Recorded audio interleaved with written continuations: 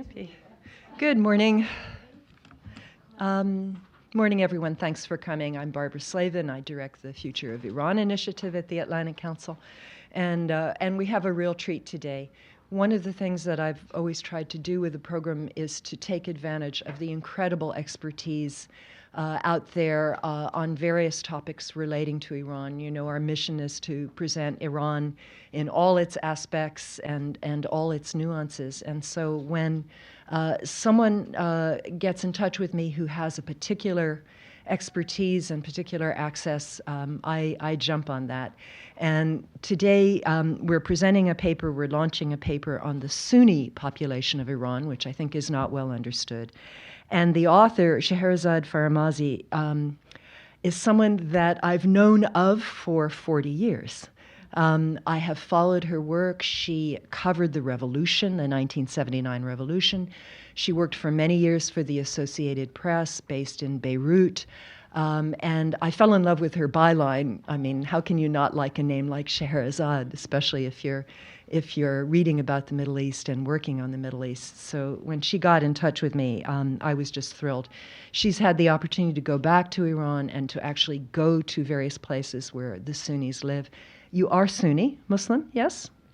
No. Don't practice. Okay.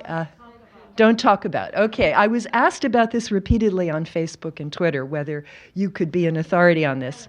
It's irrelevant. Okay. But you had the experience of going to these areas recently, certainly more recently than anyone here has had. And she's written an absolutely fantastic paper.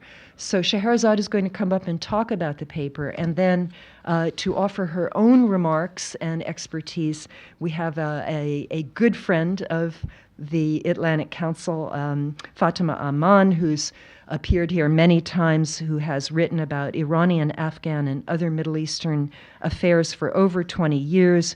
She's written a number of publications, including publications focusing on the plight of the Baluch in Iran and the problems between Iran and Afghanistan, Iran and Pakistan, water resources, pollution.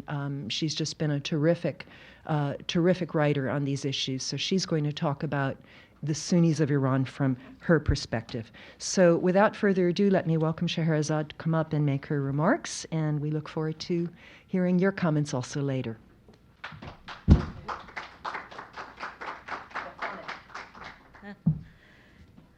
Thank you, Barbara, and the Atlantic Council for providing the opportunity to talk about a very sort of ignored, very much ignored and overlooked topic. I think even Iranians themselves hardly know that there are many Sunnis in Iran. And I have, as a journalist, covered Sunnis and Shias for decades, and with sectarian tensions that have gripped the region. But I've never written about Iranian Sunnis. I have never researched it. I haven't really bothered to do that until, Sunnis of Iran who live under a Shia theocracy, and they didn't seem to be very relevant to the issues that are taking place in the region over the past, several decades. I was on assignment in Iran in 1997 after Khatami was elected, and I went and did a series of stories, various stories on, women, cinema, everything, and I was leaving home, and my father asked me, what story are you working on today? And I said, Iranian Jews. I'm writing about the Jews of Iran. And he said, why don't you write about Sunnis? I said, well, nobody cares. Who's going to read about it? Even editors, readers, nobody's going to really care. And then in the years that followed, I went on to report on Sunni-Shia tensions in Iraq, Lebanon, Bahrain, and a half a dozen other countries, on Iran, Saudi, and Iran Gulf relations, issues that were supposed to be part of the regional conflict and turmoil. Nothing seemed to be happening in Iran's Sunni areas, and that was worth reporting on or of concern. disinterest and or ignorance about Iran's Sunnis, even their existence, continue to this date. An Iranian is generally assumed to be a Muslim, a Shia Muslim, even by Iranians. When you introduce yourself as an Iranian, you're automatically assumed to be a Shiite, whether it's in Iran or in Iraq or anywhere else in the world. And of course, you know, there's a big substantial number of Sunnis who live in Iran. I'll get into the population, which is very sort of, there's no official figure, but you know, the Sunnis occupy border areas from Baluchistan in the southeast to the Kurdistan in the northwest, to the shores of the Persian Gulf in the south, and the Turkmen in the Turkmen Sahara and Golestan provinces, which are near the Caspian Sea, and there are some Iranian Sunni pockets in Khorasan, both south and north. People are also surprised to hear that Iran was predominantly Sunni until 500 years ago, when the Safavid dynasty brutally forced the population to convert to the Shia faith, which wasn't really for religious reasons. It was more strategic. The Safavids wanted to stop the Sunni Ottomans from dominating Iran. So that was a very good way of stopping them to dominate Iran. And there are very few, if any, documents to shed light as to how come, you know, how come a substantial number, perhaps, of Iranians remained Sunnis, despite the crackdown. Very bloody. I mean, there were reports of, you know, rivers of blood and so on and so forth. And many Sunnis fled the country, especially the ulamas, the clerics, the scholars, and the intellectuals. So how come we still have Sunnis in Iran, despite all that? And it's quite a substantial number. As you've noticed, and as I've said, they are in the peripheries, mainly. So I think the reason why I got interested in the topic of doing the Sunnis of Iran was that reason. How come they stayed Sunnis? And they are in the peripheries. So did the people who decided not to surrender to the Pahlavis, and even afterwards, other dynasties tried to sort of convert them, including the Qajar, but in a different way.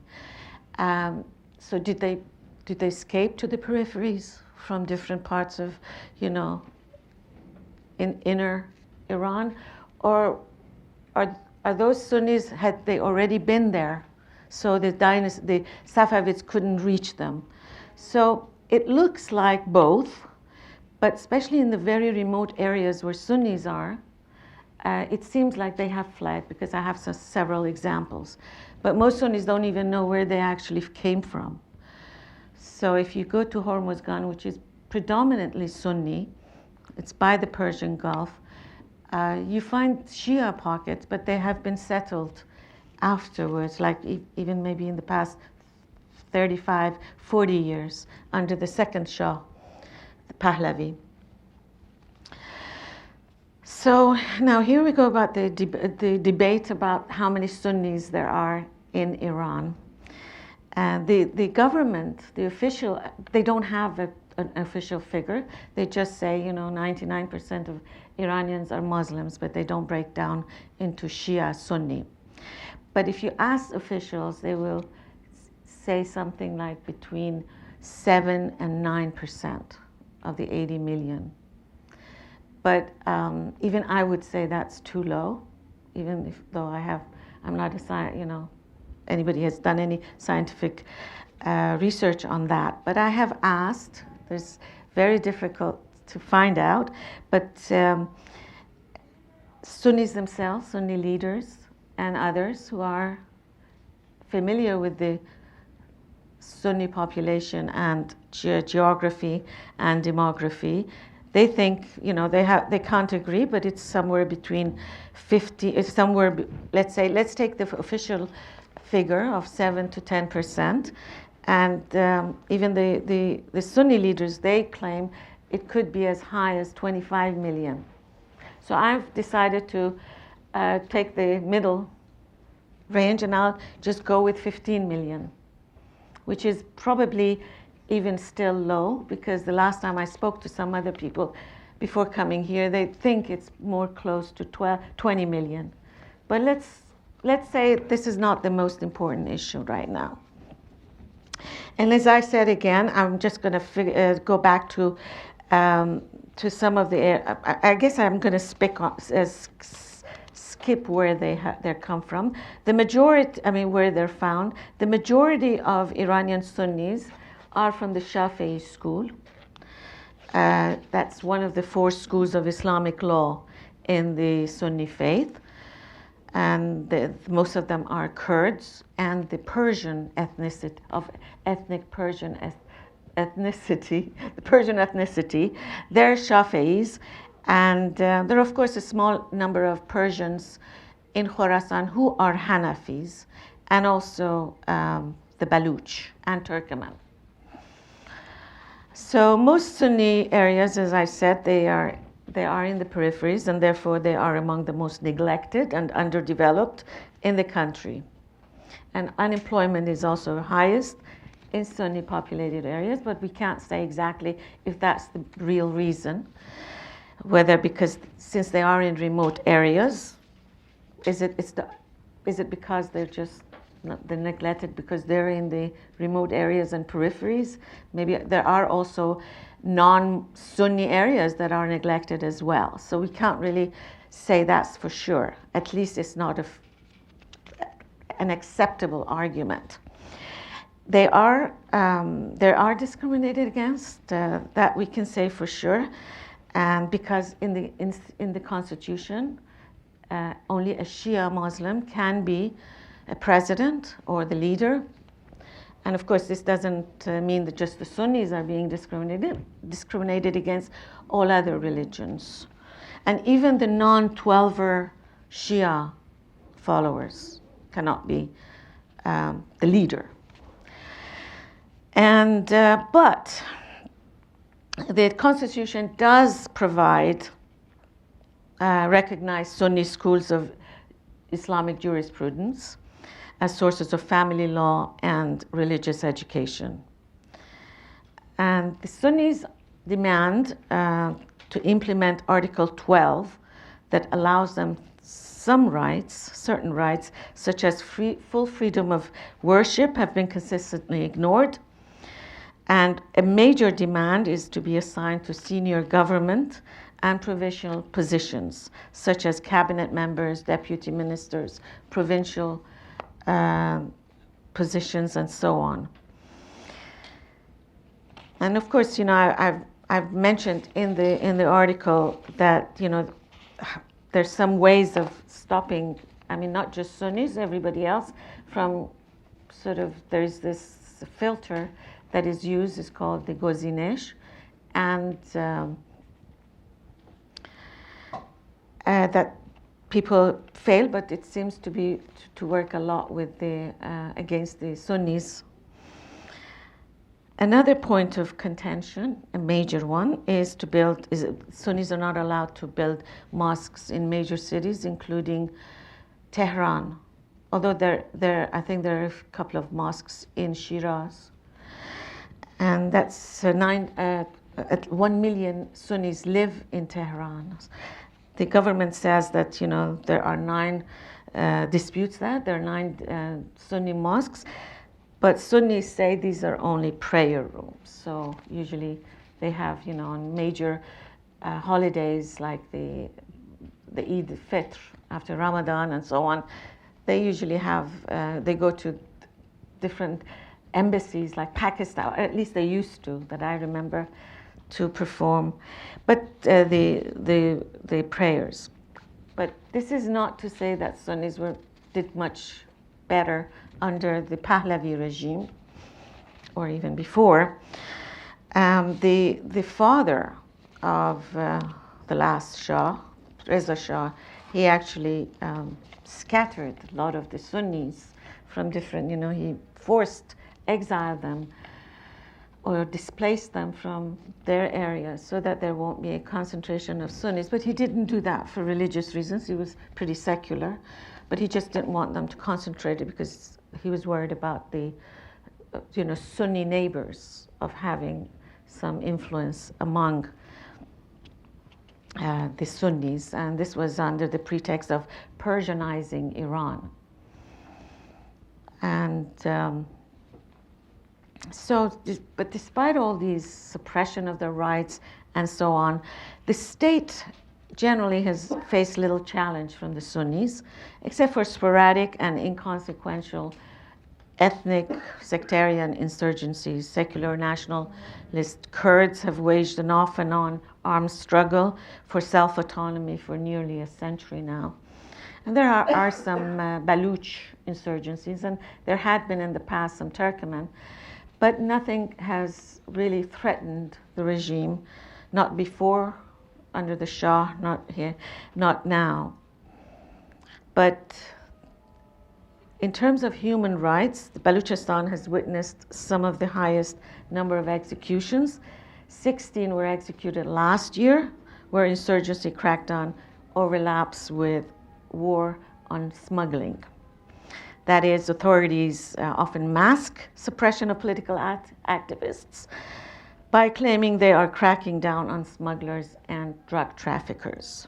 This way, they also get the support of the general Iranian public, so people will not complain. Rights activists say unemployment forces many, including educated Baluch, to engage in cross-border smuggling. I'm just going to give you a U.S. government annual report figure.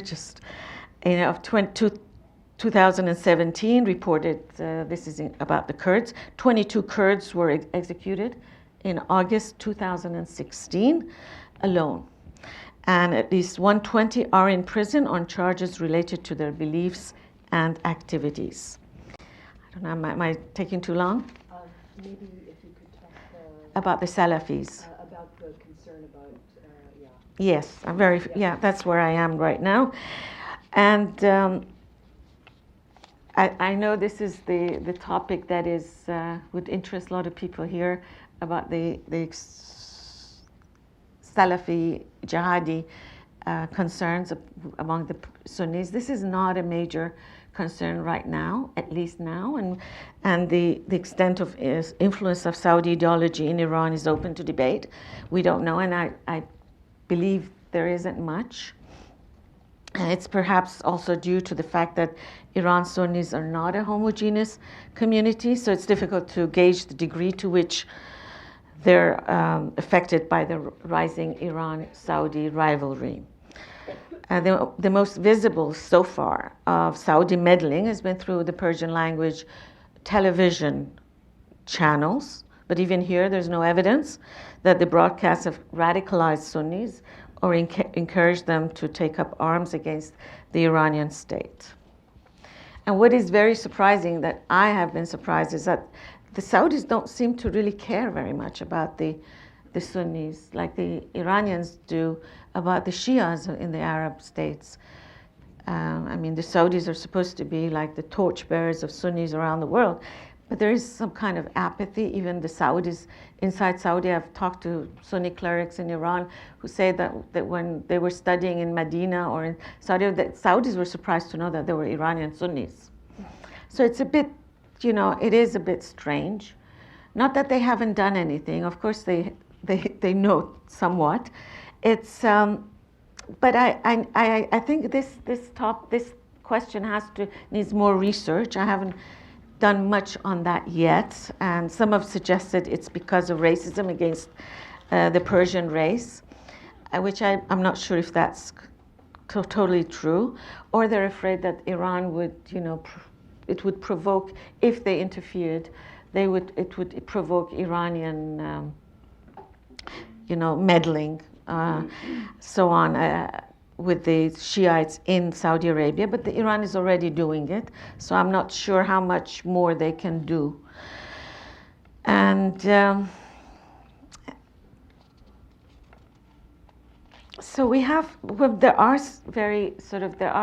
three major Islamic Sunni groups or theological schools that the governments of the Shah and the current Islamic regime have been encouraging. These are supposed to be as a sort of a barrier. They use them as a barrier. The Shah used them against the communists, and these people are using them against the Saudi Salafi influence. It's the Deobandi school in Baluchistan, and very similar to Deobandi is the Ash'ari in Hormozgan among the Persian ethnicity, and the Muslim Brotherhood in Kurdistan. So these people, I mean, these groups, they emphasize nonviolence and tolerance, and they steer away from regional tensions. But there are very small groups, jihadi groups, who that view the Iranian state and the Saudis both as heretics, and they are influenced by the regional, but they're not necessarily Saudis. For example, the attacks in Tehran last year, there's very little evidence. I mean, there's hardly any evidence that the Saudis were behind, or at least they were influenced by the Saudis.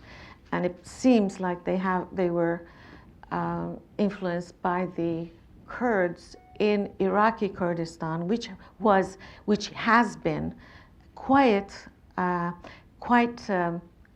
strong in a way. We can say they're quite active there, and it really happened.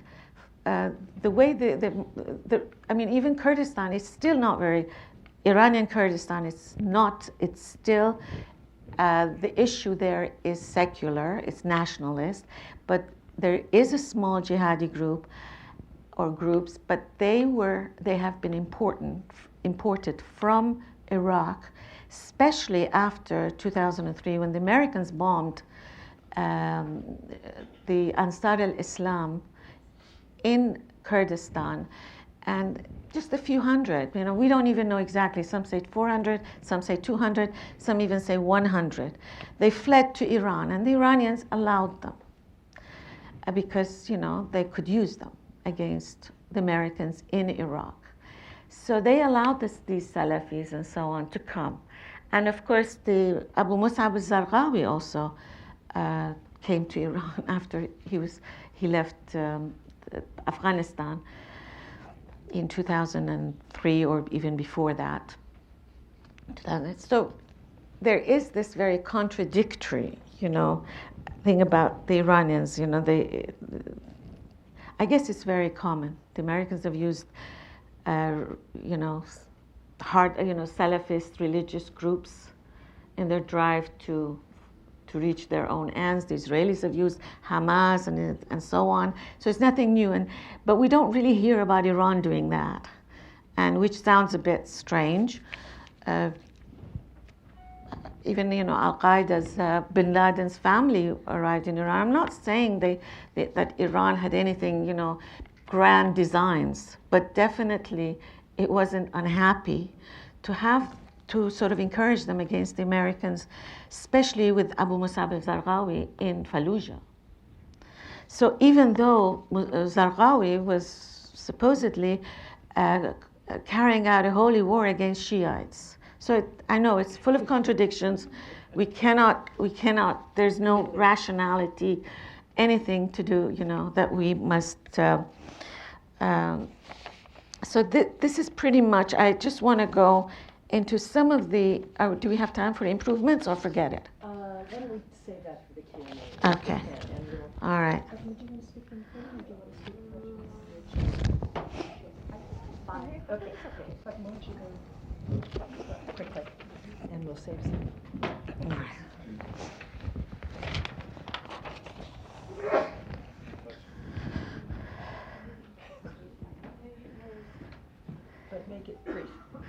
Sorry Thank about you that. so much. That's all right. First of all, thank you so much, Barbara, for everything you're doing, including this very timely event, and thank you so much for including me. And I read Shahrazade's paper with pleasure. It's really comprehensive, it's very informative, and it's a nice job. So let me start with, I will make it brief so that she has more time. Let me start with what my former boss and mentor at Radio Free Europe, Radio Liberty, when I used to work, late Iraj Gorgin used to say that Islamic Republic is very lucky for having stupid enemies and very wise minority religious leaders. And it was true back then and it's true today. Scheherazade has touched so many, extremely important points in her paper, including the poverty and religious discrimination and political alienation of Sunnis in many different regions of Iran, especially in Sistan, Baluchistan. And one point that I think really is really very important and it's kind of coming out is the way Sunnis are getting more vocal in their demands for, to end the discrimination. And the most civilized, in some Iranian cities, they are raising their voice in the most civilized way you can imagine, just coming on the streets and demonstrate and express their dissatisfaction with what's going on in discrimination that they are facing. That should be appreciated by the government, actually, which is turns out not to be a lot of time. Sunnis have generally been viewed as fifth column of the enemies. I mean, even by Saddam Hussein himself, when he invaded some of Iran's cities, he expected the support and from some Sunni population, including in Khuzestan. It turned out that he was dead wrong. Many Sunnis fought in Iran-Iraq war, and some lost their lives. But the mistrust and paranoia of Iranian government exists today. I mean, I give you one example of one of the most respected religious leaders, Maulavi Abdul Hamid in Sistan, Baluchistan. In 2014, when 13 border guards were taken hostage by the insurgents, he mediated between all these tribes of the region, and ultimately it led to their release. And instead of, the first thing that happened was hardline Kayhan newspaper and other hardliners to blast him for being behind that hostage taking and being in connection being connected with insurgents. I will make it very brief. How much time do I have, Barbara? Scheherazade mentioned some articles that really are very that initiate or encourage this discriminations against Sunnis, including Article 115, 17, and also she mentioned Article 12 of Constitution of Islamic Republic. This is the only article that guarantees some rights of Sunnis, including in their marriage or practicing religion or whatever.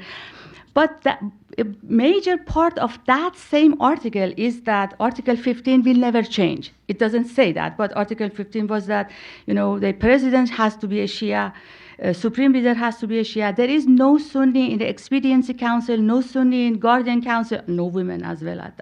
But the Article 12 guarantees that, the fact that the president and supreme leader have to be Shia shall never change. That's the prominent part of that article. She also mentioned that's where we differ most probably, about the Iran use of extremism. Incredible evidence. If you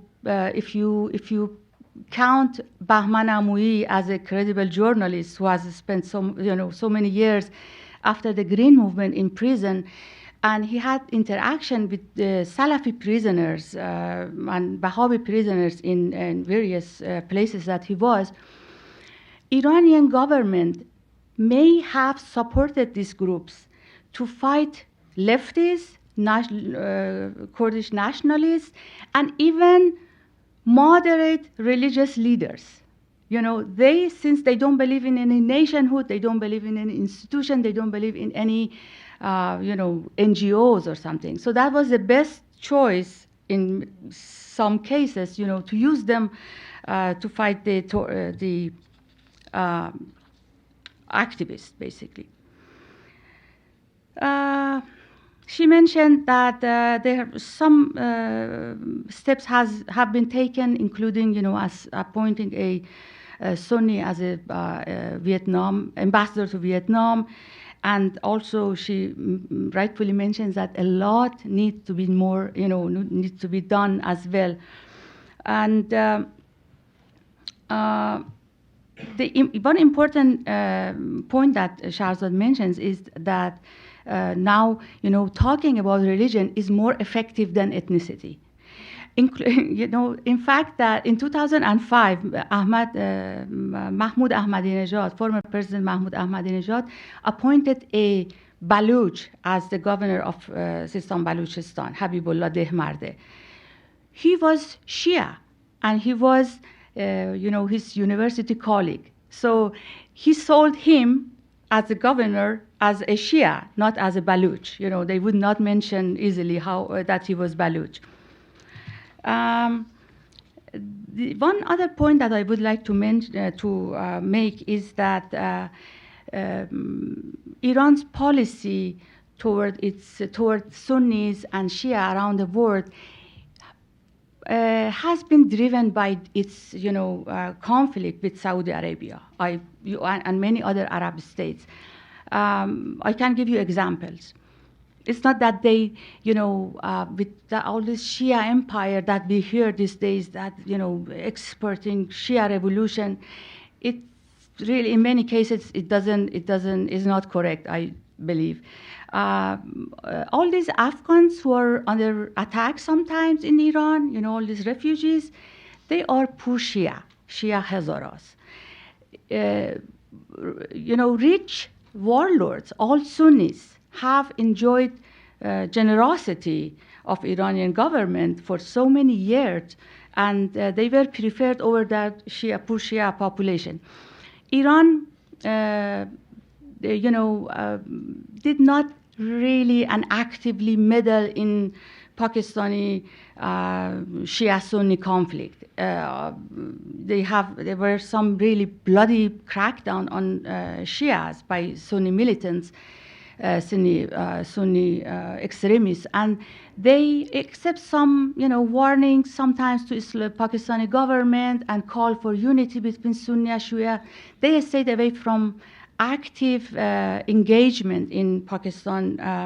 There are many reasons for that. I can tell you later if there is time, but they did not step into Pakistani affair. Even between the conflict, the war between Azerbaijan and, the most second populated Shia country, Azerbaijan, and Christian Armenia, they supported Armenia, and so, it's not, you cannot really generalize their support for Shia, and you cannot brand it as their intention to make a Shia empire, as I mentioned.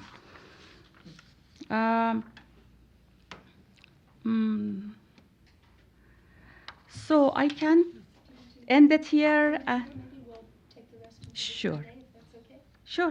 Okay, so grab a All right.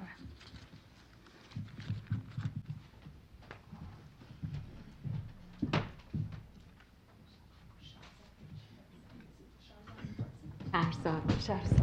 Okay. Doesn't matter. You can call me Shaz. Call me Bob. You can leave your personal. Oh yes, sorry. بفهمه. خیلی ممنون. Shaz is a great nickname. Okay. Or Well. Zod. He calls me Zod. Zod. Okay. Well, we have an embarrassment of riches here. I invite everybody, please, to read the paper, which is so good. There are a couple things I wanted to pick out that we haven't talked about yet, Shaz, and that's the way in which Sunnis have tried to function within the political limitations of the Islamic Republic. So you point out in the paper that they have gravitated toward reformists, the so-called reform movement, in Iran as promising them more rights, perhaps, than they've gotten from hardline factions. And you also note, you note they supported Khatami, they supported Rouhani in big numbers, and they've also used the reintroduction of municipal councils to get some kind of local control.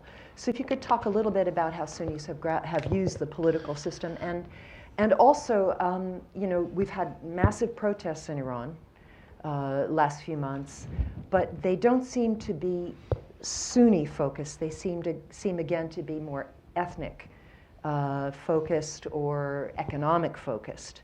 Not so, ethnic. We've seen, for example, the Arabs of Khuzestan have had a number of protests recently. But of course, the Arabs in Khuzestan are primarily Shia, not Sunni. So if you could, again, complexity within complexity. Yeah. How have they used the political system? Well,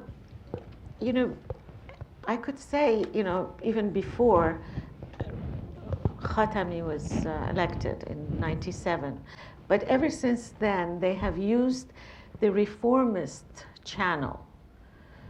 And when I'm saying they, I mean more the political, the not the ordinary people. It's just they even had a Kurdish Sunni to be part of the board of the MP. But of course, as I mentioned in the story, he was prevented by an Ayatollah because they didn't want a Sunni in that board. But they have been. The reformists of Khatami, they joined them in order to promote their grievances or to shed light on them. And so they had to take a more religious line rather than an ethnic. So they would say, Sunnis are being disadvantaged. They weren't saying Kurds are being disadvantaged or Baluch are being, or Turkmen. And that was more acceptable to the general Iranian public because they are very sensitive to ethnic separatism. They have this sort of paranoia, the general Iranian, whether left or right or center. So they're more sympathetic towards the religious sort of issues that they're demanding. But if Kurds say, no, we want an independence or we want autonomy, they're not very receptive to that. And the local elections the municipal elections that Khatami instituted, that was a major development. Not just for Sunnis, but including the Sunnis, And they were, so they could at least run their own local councils in their areas. That gave them some power. And of course, they always voted for the reformists. And they are, according to some analysts, they describe the Sunnis as the kingmakers in Iranian elections, just like you would say as the Palestinian Israelis in the Israeli elections. I'm not sure how accurate that is, but it may well be true. I think 6 million Sunnis voted for Rouhani in 2013. And you've pointed out also in your paper that there's some very well-respected Sunni leaders that the government looks to in various areas. Yes, ever since the Pahlavi regime, these clerics were sort of used against, whether it was leftists under the Shah, it was leftists who sympathized with the Soviets, and then under the current regime against leftists. Or Salafi. Well, there wasn't very much Salafism in the earlier days. So these sort of so-called moderate leaders and schools have been used to stem the growth under this regime of the Salafism, and at the beginning of the revolution of leftists, as Fatima mentioned, because the Fadayin Khalq, the Mujahideen Khalq, were quite strong at the beginning of the revolution. So they were pretty much wiped out because of the presence of these, as you said, the Baluch, Deobandi, and to much lesser extent the Ash'ari. There weren't that many leftists in Hormozgan, but maybe in Bandar Abbas and that part of the, and so on. And the Kurds, as I said, the Maktab al-Quran. Yeah, I found that fascinating, by the way, as I lived in Egypt in the 80s, and the Muslim Brotherhood was the most enthusiastic about the Iranian Revolution. And this fact that the Iranian government had traditionally, under the Shah as well as under the Islamic Republic, worked through the Muslim Brotherhood, that helped explain to me a lot Yeah. as I was reading this. Look at Aha, Hamas. that's why. Iran and Hamas, Right. or even Iran and what's his? What was the name of the president? Morsi. Morsi, yes. They were yeah. not on bad terms. Well, yeah, until Syria. Yeah, but it's quite fascinating. I also wanted to ask a little bit more about we were talking about the recent unrest. There were no purely religious protests, were there, that figured in those? I mean, if they were more economic-based, working class, but I looked very hard for protests in Baluchistan that were particularly, Sunni-focused or in the Kurdish areas, and I didn't really see it. I don't think so. I No. didn't either. No, it was mainly, just they joined the rest of the nation. They were just part of the whole thing. No. And the demands that the Sunnis have now are for more representation, for cabinet ministries, for more seats in parliament. How do you see the government reacting to those kinds of demands? Do you think there's a possibility that they will be more welcoming of that sort of thing, or no? Well, I mentioned in the paper that Ayatollah Khamenei, he gave a speech, right? Very important one. He gave a speech because in response to a letter that was sent to him by the Baluch leader, cleric, Molavi Abdul Hamid. And so he responded positively. He said that we should end discrimination against ethnic and religious minorities, but he meant including Sunnis. But I interviewed Abdul Hamid, and and others. They're not very sure that this will happen.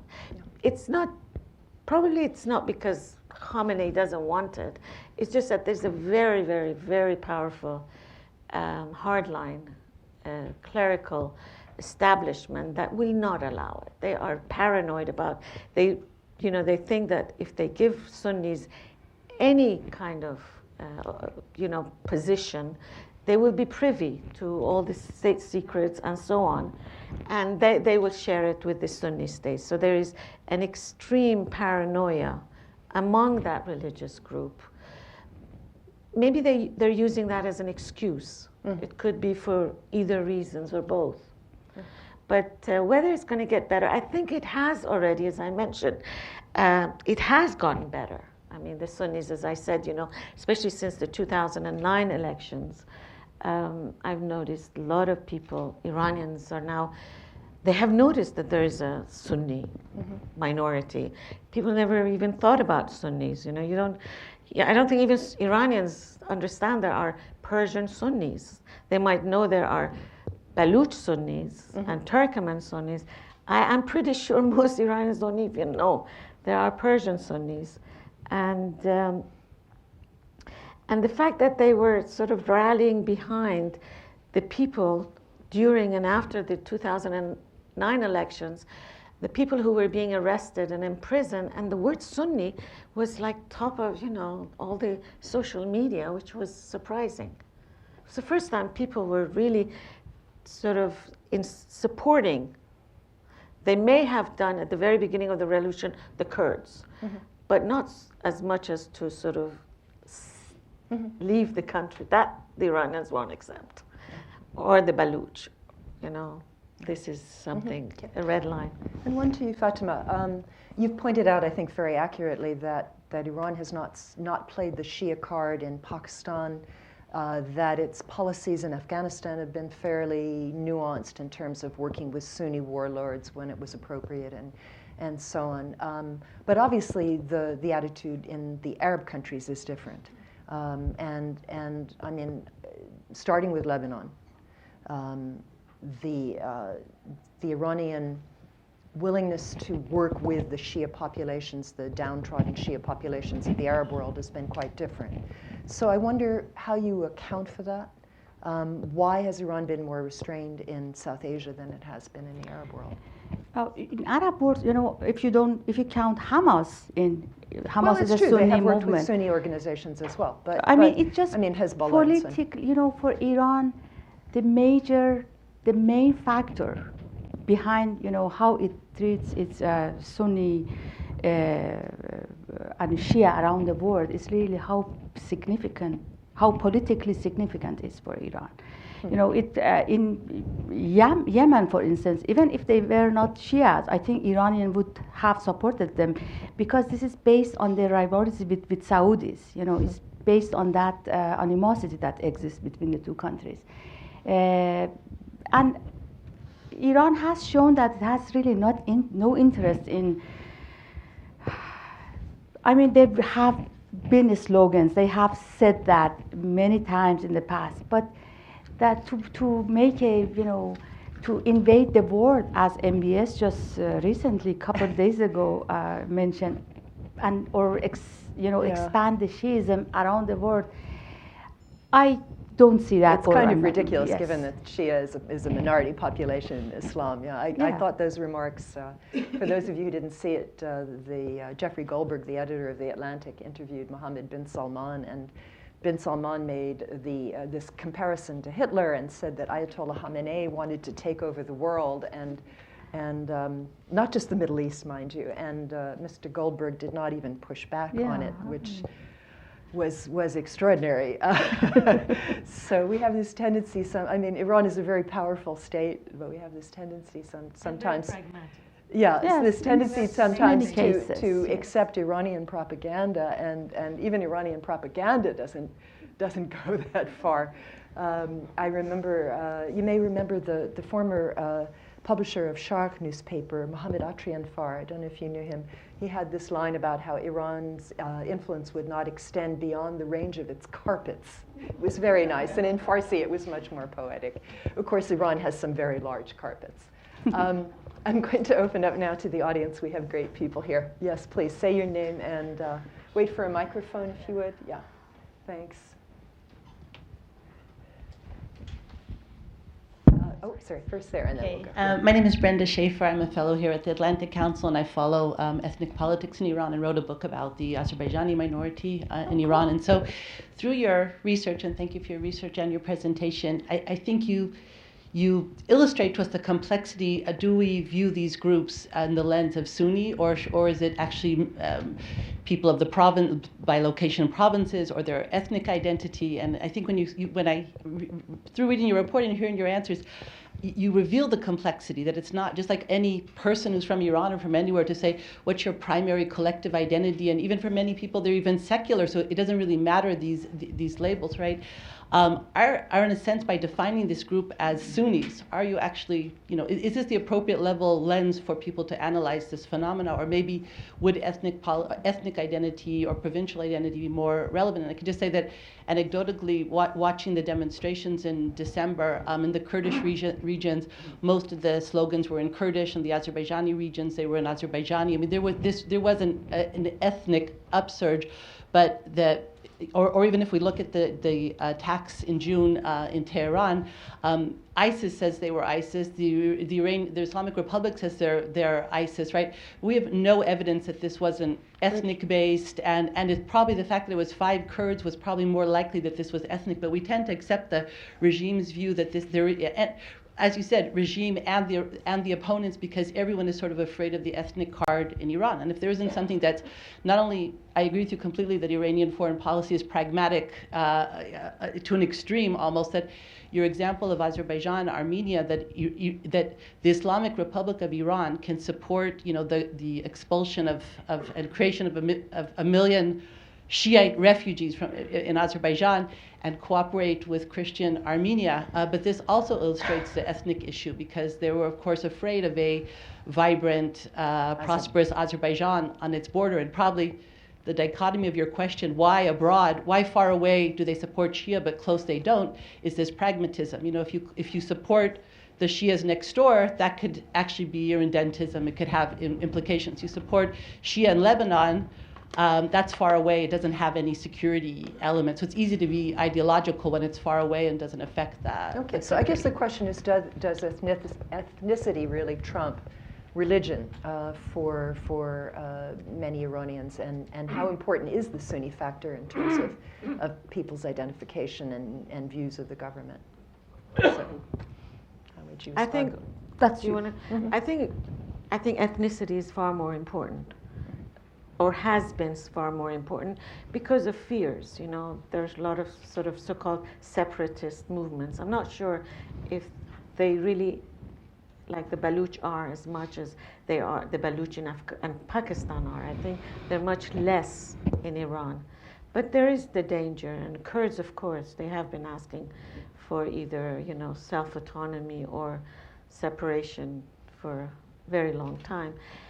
The Turkmen, probably not, but they identify not only with Turkmenistan, but nowadays very much with Turkey. I mean, they send their children to Turkey for school. They have no problem of intermarriage between, Turkish and Turkmen, even though in the past they wouldn't even allow intermarriage between 2 different tribes. So they were very strict about that. Now they're not, of course. I mean, things have changed. I don't think the Sunni thing is very important. I mean, in the psyche of the Iranian government as much as ethnicity, but because of this recent rivalry, which I really don't believe the Saudis are exploiting the Sunnis, they may. I mean, it's television. They have had a very sort of effect on sort of very, I mean, to me, they're important issues, but not dangerous issues. Like, people have become, my visits to these to Sunni areas, the average Sunnis have become very religious and very hardline in their thinking. Like, everything is haram, and we shouldn't do this, and we shouldn't that. And that's all because of the television. Well, maybe that will change under MBS, I don't know. Yeah, I think the TV has had a very bad, I don't think it has a danger, it hasn't sort of provoked people, or encouraged them to take up arms. Definitely not, and I don't think they will. But there is still a danger that, that if the Iranian regime does not respond to some, at least those very basic demands, which are not very difficult. I mean, they're not asking for much.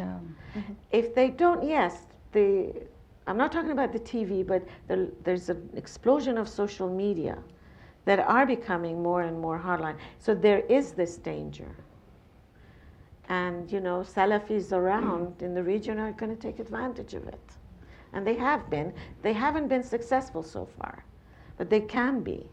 So this is a warning to the Iranian regime. Okay. Yes, right here. Peter Humphrey, I'm an intel analyst and a former diplomat. I note that Houthis are not really Shia. They are Zaidis. And if you put a Zaidi mosque in downtown Tehran, it would be widely mocked, despite the common ancestry. I'm wondering if some of the other minorities, the Baha'i, the few remaining Jews, the few remaining Zoroastrians, the Ismailis, a few Ahmadiyas. If those folks are more comfortable, find any sort of haven in the Sunni areas, or is it the same stuff? I don't think they have. I mean, you know, Hormozgan was mainly Hormozgan, which is now where the Sunnis are, used to be, you know, Jews used to live there, but most of them left to Israel over the years. So I don't think they are moving there because they're very small anyway. And Baha'is, I don't know how many are left there. We're told there are 300,000, but I don't know if they're all there. They're not even included in the census, in the official census.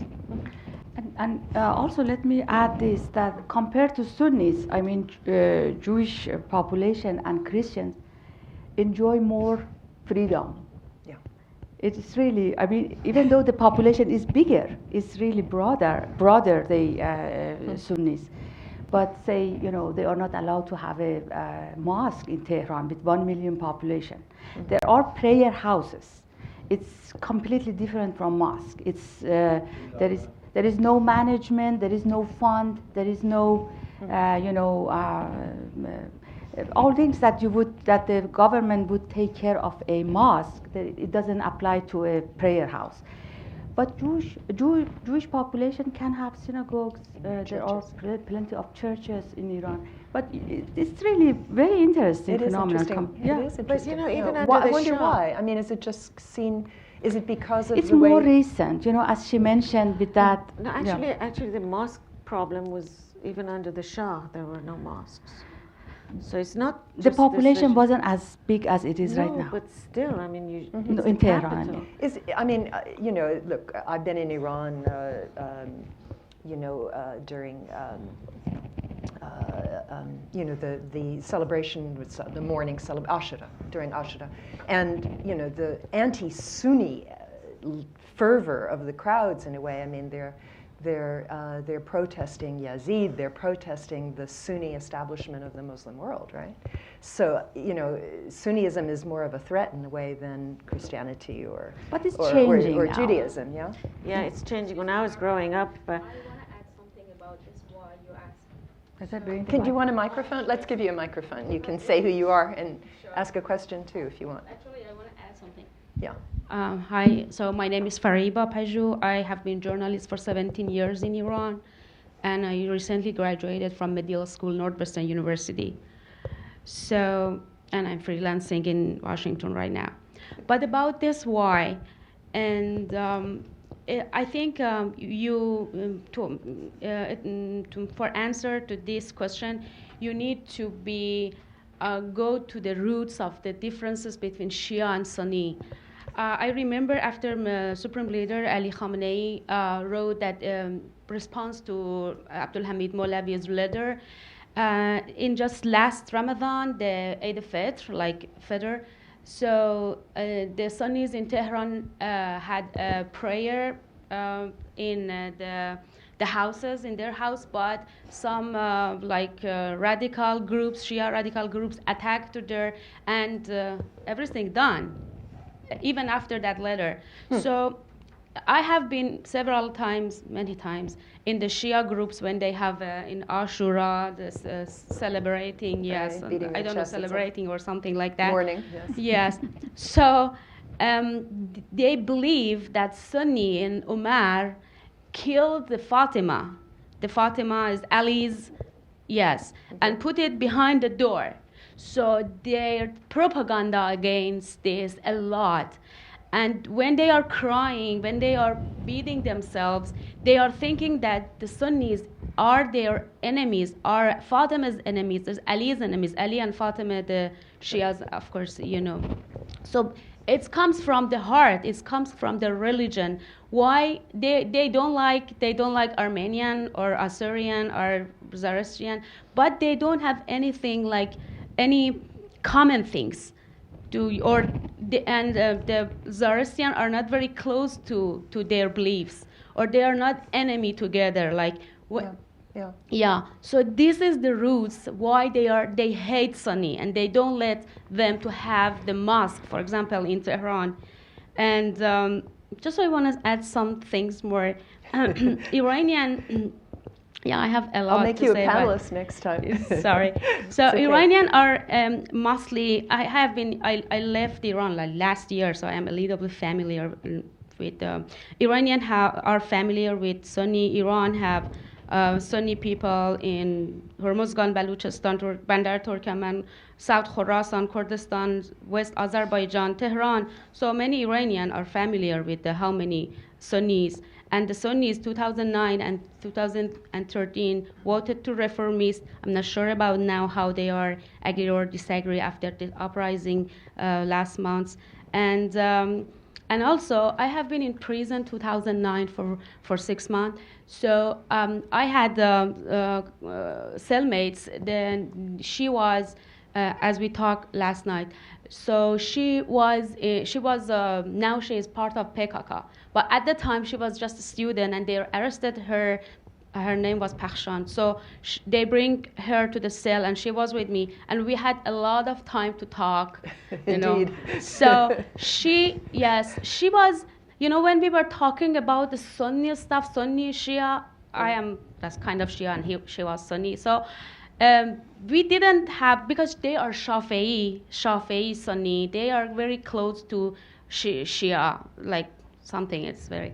So we didn't talk about this that much, but when we were talking about ethnic, Kurdish, so she was talking about separation, and I was like, no, Iran have to be Iran, because we don't talk about this. So in this point, we were not agree together.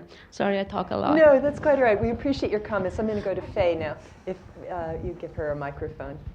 We appreciate all contributions. It's a fascinating topic. Yeah. Thank you very much, Barbara. I'm Faye Martyr. I'm a member of Atlantic Council. Just following up on some of the stuff that you said. You know, Iran has 25 million Jews. It's probably the second largest. 25 million Jewish population. No, not so. No, Jewish population is 20. Is more like 25,000. Is it 25,000? Okay. Well, 25,000. If I remember, it was the second largest Jewish population in the Middle East after. Jews in the whole world. After Israel, am I right? 25,000 like 20 years ago, and as you say, it must be less. Maybe. Well, maybe my question is, if there's 25,000, apparently they mentioned that it's the second largest Jewish population in the Middle East after Israel. Yes. So if that statistic is correct, why is it that they have in Majlis a representative, and an Iranian government is not worried about their affiliation and their connection to Israel, which is, again, not necessarily very friendly relationship with Iran, but the Sunnis with 25 million. They have representatives in parliament. So Sunnis do have? Yes. Oh, how okay. many But all no of one them in do except Baha'is. Guardian Council, no one in Expediency Council, no one in, But in Majlis, they have a representative. yeah, okay. they That's do. good. Thank you. I mean, it depends who votes for them. There's nothing against it. I mean, according to some of the Sunni clerics, they said that before, under the Shah, some things were better. So the Sunnis candidates were allowed. I mean, even Shiites voted for Sunni candidates. That's right. In, say, Bandar Abbas. But now the Sunni candidates are usually not, they don't make it through this filter by the Guardian Council, their candidacy. But there's 21 no law 21 Sunnis in parliament. Yeah. In the current parliament, which is up from 19 in the previous. So, I mean, it's not bad, actually. I don't know if it fully represents. It's not enough, but it's not enough for their yes, population, yes. but it's I mean, for the Jews and the Christians, this is just a token representative, one. I mean, one person, to represent one, what's left of the community, and they don't have much political clout at all, I don't think. This gentleman here. Hi, how's it going? Jake Shapiro, International Center for Religion and Diplomacy. In answering the question of the day, I just want to see if I have it straight, kind of what the answer we've come up with is. And so I'm wondering if the answer is why haven't the Sunnis in Iran be more radicalized and dissent against the state more, if the answer, as you guys have suggested, is because Iran uses more moderate groups and because the issues are more ethnic and economic and because Saudi Arabia hasn't been active enough in exploiting that. And going off of that, in looking at U.S. interests in Iran, creating these cleavages can definitely be in our interest. So I'm wondering if the international community has, maybe it's not, I'm not sure. I disagree, but anyway. Yeah. Okay. If the international community is engaging with Iranian Sunnis, and if not, how they can. Maybe I firmly believe that there are a lot of people in this town who think, we'll undermine the Iranian government by supporting this group or that group, and it's never worked. It's always backfired, and I think that the sense of Iranian identity is still fairly strong among most people, even people who are looking for autonomy, say, or more power for Kurdistan or Baluchistan or the Arab Shia population of Khuzestan. They want their cultures recognized. They want their languages recognized. But it's not something where the United States can play very well. And if you look now at what we're doing in Syria, where we have used the Syrian Kurds very effectively against ISIS, and now apparently are about to dump them and force them back into the hands of the regime or the Russians or the Iranians or who knows what. I mean, I just don't think the U.S. has been very effective in playing the ethnic card in countries like Iran. But that's just my view. I don't know. Well, I think also if you have another view. The ethnicities in Iran, if you look at the Kurds, Iranian Kurds, compared to Kurds in Iraq, they're very, very different. They're more secular, and they're very nationalist. And I think the very few Kurdish groups that are Salafis, they're all imports from. Even some of the leaders are still right now Iraqi Kurds. They're not Iranian Kurds. You're reminding me actually of Ansar al-Islam, which existed in the Kurdish areas of Iraq before the U.S. invasion. I think their leader was a guy named Mullah Krekar, if memory serves. Yes. And the Iranians actually deported him for trial after 9/11. They held on to some of these characters. A lot of them were deported to various places, a couple hundred of them, but they held on to some as bargaining chips, and they had hoped to trade them for members of the Mujahideen Halq after the U.S. invasion in 2003, and the U.S. government actually suggested they would do this, and then reneged on the pledge and gave the Mujahideen Halq protected status in Iraq. And so Iran held on to these people, including one of bin Laden's sons and several other fairly prominent Al-Qaeda types, and used them for various other purposes later, but they actually had hoped to swap them for the MEK. And there are more groups next to Ansar al-Islam, Jaish al-Sahabe, Kurdistan Islamic Emirates. There are Qa'id Khatib, Qa'id fi Kurdistan. There are a report by the Interior Ministry of Iran just recently, I think it's 2014, warned the government and the majlis of these groups, that because of the similarity in their language and religion between Iran Kurdistan and Iraqi Kurdistan, that they can be easily activated, getting active, and could have a domino effect.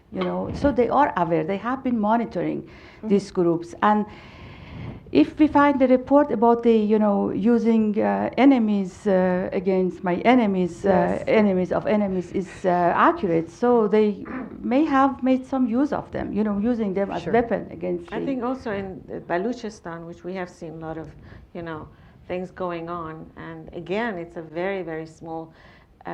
Sort of radical, they call themselves Islamists, but even there, we're not even sure if they really have any ties to any Islamic groups.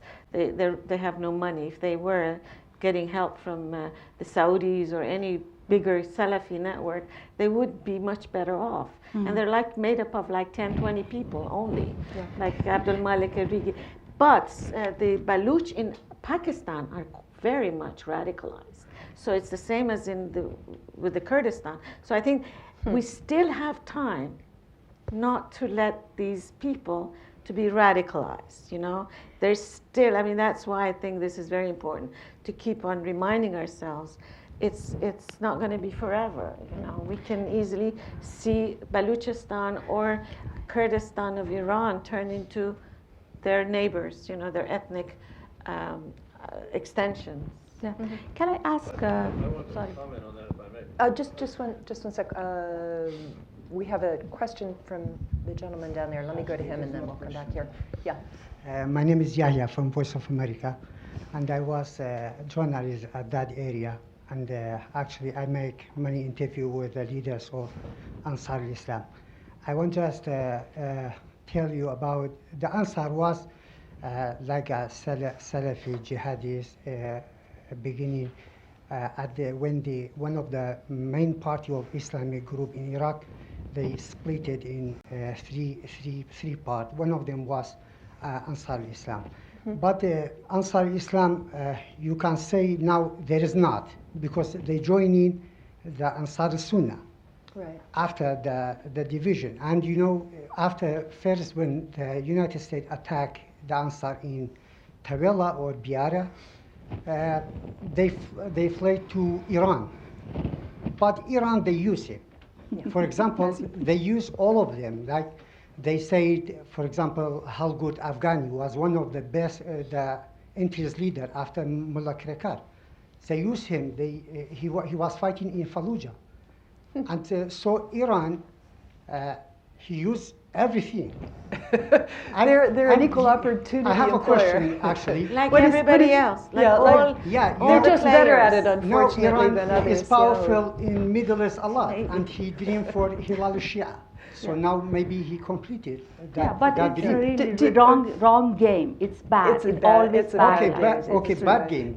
Do you have a question? But yes, my question is, do you think that any kind of revolution in Iran could be like a reform inside Iran, or the opposition, they can do something against Iran?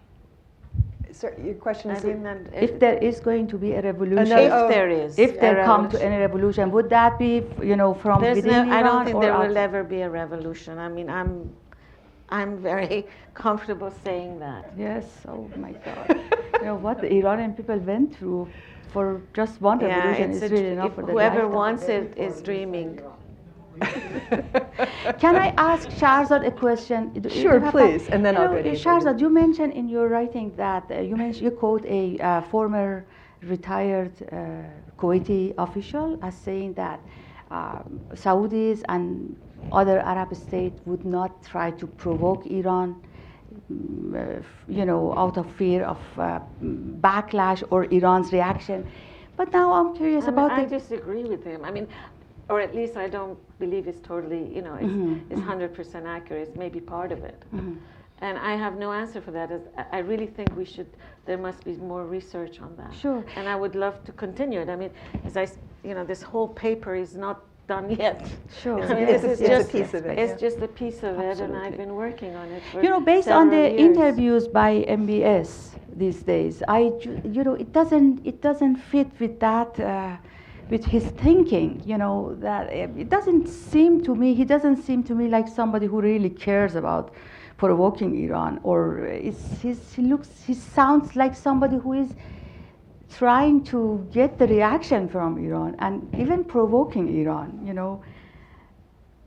Or maybe the policies have changed I think since it's his just words, but I principle. mean, if Saudi Arabia, you know, in practice goes and helps, I mean, they have done, they've tried. It's not that they haven't. You point out actually that they've helped the Programming, secular yeah. groups in Exactly, Kurdistan, because not- they couldn't get to because, you know, most of the Salafis, for instance, in Iran are not particularly crazy about the Saudi side. Absolutely. But I can't say that for sure. But it looks like it. You know, I haven't still, and you know, not every Salafi is a you know, accepts the Saudi. especially now, I should think. Yeah. Especially now, or Yeah. maybe, you know, some groups. So yes, they've tried with the religious groups, and they haven't been successful. And at least one occasion, on one incident, they tried with the PK, the Democratic Party of Kurdistan, of Iran, the Kurdish Democratic, and they didn't get anywhere. I think Iranians, you really have to set them apart. I have no idea why, but I mean they have been successful with Pakistan, movements and so on, but somehow it hasn't worked. Everybody I talk to, who knows them well, whether they are Sunnis or non-Sunnis, they say it's not doable. But there is still the danger. There shouldn't be any complacency about it. It just doesn't work. They can become very hardline. They could become very, in their religious behavior and attitudes, but that's about it. I'll go to David first, and then I'll go to Susan. Yeah.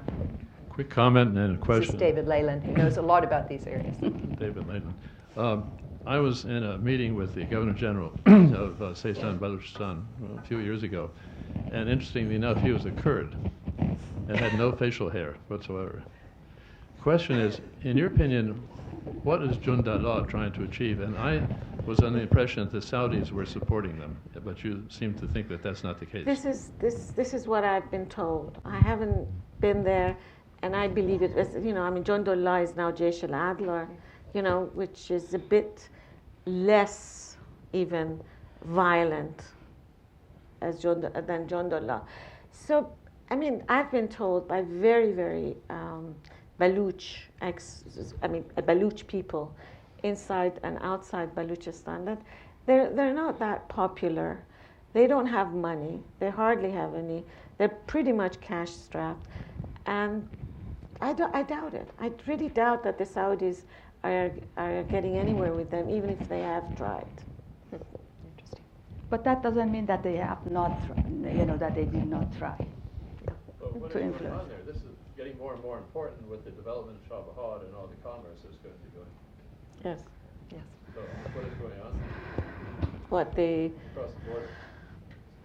Well, as far as the extremism you're calling, or the commercial? No, the insurrection, the violence. Oh, the violence. I don't know. Right Fatima, now you're maybe more up on that. I don't know if there is any. You mean in relation with the other side of the waters? I think he means how the possible violence inside that region would impact, the Chabahar project. Well, can I just say something which I'm not 100% sure, though? I have been told by the Baluch that even the project is not even run by the Baluch or the Sunnis. But not even by Iranian. They are trying to attract foreign investments. Yes. Okay, you know better. Yeah. No. Just the entire region is really not Iran, Sistan, Balochistan. It's entire region of where is going to be the Chabahar project built has been plagued with some instability. And I have written about it, and I truly believe any project, any economic project in that region, it doesn't matter from Pakistan, India, Afghanistan, or Iran, would be positive, would have a positive impact for the entire region, in terms of security. Even go other project in Pakistan, it requires, building such a huge port would require some security in the region, and that would be also good for Iran, would be good for India. I don't know if I answered your question. Let's go to Susan because we're getting later. Hi, Susan Sachs, a retired journalist. I was fascinated with what you were talking about in terms of the Sunni groups the Sunni people you mentioned, who are becoming more conservative socially, perhaps influenced by these Sunni people. The Sunni people. The Sunni people, conservative, socially, religiously, and I think we've seen the influence of those kinds of soft power projections of satellite TV and stuff earlier elsewhere in the Middle East. So, putting aside whether there's any influence on whether influence on the political aspirations or of Sunnis who are influenced by this more conservative religious TV that they're seeing. Within Iran itself, what are the possible ramifications of a more conservative, a more religiously conservative, a more rigidly religious Sunni population within Iran itself? Politically active or just? No, just that they're. I think they have become extremely conservative. And is there that's a an reaction influence to in that? That's the reaction to both the outside factors and inside factors, because of they feel they're sort of squeezed. They're like stuck in between. They're really stuck in between, the regime, which is very Shiite and very not crazy about the Sunnis, and it's the people outside in the Gulf, or maybe people in Pakistan and other areas. So they are squeezed. I mean, they may not know it, but their leaders see it. I mean, I interviewed for someone, a very prominent sheikh in Hormozgan. He says they don't listen to him anymore. Even his own seminary students. They want radical Action. Not just, thankfully not actions yet, but they want rhetoric. Radical interpretation. I wonder, we're probably getting ahead of ourselves, but Mohammed bin Salman, we've been criticizing him, but he has talked about moderate Islam, about no longer exporting sort of this Salafi, Wahhabi interpretation. I don't know if that will have any effect at all on Sunni populations in Iran or anywhere else. I keep expecting the backlash to him to come in Saudi Arabia or elsewhere in the region. But it will be interesting if to watch to see if some of the funding for these channels out of Dubai and so on, if that changes. Yeah, I don't think so. Yeah, okay. They're going to get even more. Maybe they'll project it more overseas and less at home. Yeah, we have time for maybe two more. So let's see.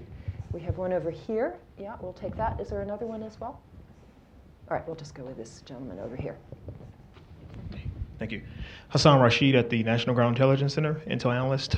So you mentioned the groups and how the most recent Jindala rebrand, I don't want to butcher the name, is not necessarily favored in Baluchistan. But I'm wondering about the popularity of the other groups. So as in these Sunnis in Iran, if they start to lean more towards extremism, will they start to favor these groups and the violence they do? Because most Sunnis, or the demonstrations we see, mostly nonviolent. So as you get closer to the extremist part of being Sunni in Iran, will they start to favor these groups, and if nothing else, start to look like these groups, start to become more violent themselves in their protest against Iran? Sure. I'm not sure if so you're asking those groups if how they were going to become violent? Not necessarily how they're going to become more violent, but there's a danger of becoming violent. Yeah, Sunnis in Iran. Well, they are still. Already in Baluchistan they are violent, but the Iran. I still don't think that their actions are because they are Sunnis only. Right. It's because I still agree with the people I've talked to that it's not so much Sunni, even ethnic. It's the poverty. It's the way they're treated. It's discrimination. We keep forgetting about these things. It's the poorest region in Iran. Right. And people go into smuggling, and then they're being cracked down. And when we talk about smuggling, they're just like gasoline, I don't know, cigarettes, Persian gasoline, nothing important. Yeah. And the very few groups, I think they just sprang up as a result of that. In Kurdistan is a little different, even though they also have smuggling routes and so on. So, I think with Kurdistan, it's got more sort of, it might be a little more danger. The danger is more in Kurdistan because of the Iraqi side of Kurdistan. And the guys who attacked, I think one or two at least of them, were I think based or worked in Iraqi Kurdistan. The one in 2017, Yes, last year, the Tehran attack. They were all Iraqi Kurdish trainees or something like that. Last question right here, and then we're going to have to close up. Yeah. Hi, I'm Yasemin Akami from the National Iranian American Council. Actually, I really liked your point about how economic disparity and poverty kind of fuels such levels of anger in certain ethnic minorities. I just wanted to ask, well, actually also kind of bounce off that point and say that I personally believe that there's more of an emphasis on the economic disparity and economic poverty leading towards quote unquote radicalization or violence rather than the religious aspect, just because as we've seen in recent protests, in areas even like in Tehran, where people are doing relatively better than rural outskirts, people are still facing economic disparity. And so I feel as if, I don't know if you have the statistics on this, but is there a rise in more like secularism even in the pockets of the like metropolitan areas, just because I think that there is there's a heavy emphasis on the economic portion of the discussion more so than the religious? Well, economics then sort of translates into religion as a result. They resort to that religious side of it, the escape, the whatever. So in a way, you have to tie them together. I'm sure there are a lot of disadvantaged non-Sunnis, but they're not going to go into the Salafi. So, it's a bit difficult to say, but yes, I think unemployment is a major issue. Not only religious disadvantages like mosques and so on. I'm sure most Sunnis don't care about the mosques. Personally, those who don't live in Iran, and I'm sure half of those who in Tehran, half of them who live in Tehran, they probably wouldn't go to the mosque anyway, if not more. No, you're so right. The majority of the country is the youth or people under the age of 40, and I'm assuming a lot of these people are moving away from even just a heavy religious emphasis and more towards just focusing on the political and economic disparities. And that's what I was just wondering. I don't know. I think the places that I went to in Hormozgan, they had become extremely, extremely religious. I wouldn't even call it religious. They were fanatic in the religious way, not political. No. And they don't even know. I talked to people that didn't even know who Daesh was. She's talking about general population in those areas, not just activists. I think among the Shia population of Iran, there's been a tremendous secular wave in the younger generation. But yes, perhaps this obviously does not extend to the Sunni population of these isolated areas. Yeah. I'm afraid we are out of time. I want to thank everyone for coming. I want to thank Shaz and Fatima. Really interesting conversation, and we will continue this. So thank you. Let me also tell everyone that we have an event planned for May 14th. At 10:30, we're going to react to whatever President Trump does to the Iran nuclear deal. So if you would mark your calendars for May the 14th. Thank you all.